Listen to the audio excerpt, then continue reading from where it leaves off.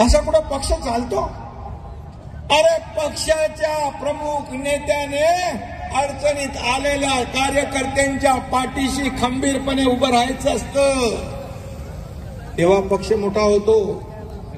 आणि हा एकनाथ शिंदे आज प्रत्येक शिवसैनिकाचं खच्चीकरण होऊ नये, शिवसेना वाचावी, धनुष्यबाण वाचावा, म्हणून आम्ही निर्णय घेतला. अधिवेशनात आले होते, ते म्हणाले गुद्द्याची लढाई असते आणि मुद्द्याची लढाई असते.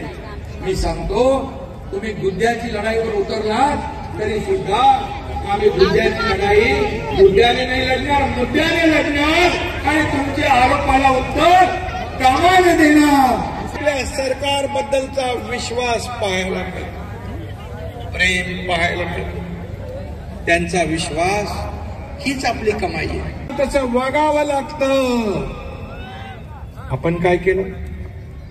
आज बाळासाहेबांचे विचार सोडले, भूमिका सोडली, सगळं सोडलं खुर्चीसाठी, सत्तेसाठी. हजारो शेकडो इथं नीलमताई बसल्या, इथं मनीषाताई बसल्यात, विधान परिषदेतले आमदार. आपण का आले?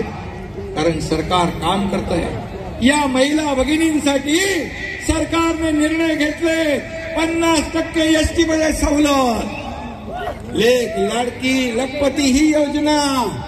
आज महिला भगिनी आपल्या पतिदेवाला सांगतात, तुम्ही थांबा, मी अर्ध्या तिकिटात बाजारहाट करून येते. सभा उपर्यंत नाही थांबल्या का? सभा उपर्यंत नाही थांबल्या? सभा उपर्यंत थांबल्या नाही का? आता महिला बचत गटाला सक्षम आपण करतोय. बाबाला लवकर निघाले. त्यांना असलेलं मानधन फंड आपण वाढवतोय, दुप्पट करतोय. आणि म्हणून महिला सक्षमीकरण धोरण आपण आणतोय. महिला, मगाशी नीलमताईने सांगितलं, या महिला धोरणावर त्या काम करतायत. आणि म्हणून हे सरकार शेतकऱ्यांसाठी काम करतंय. तसं मोदी साहेबांनी 6,000 रुपये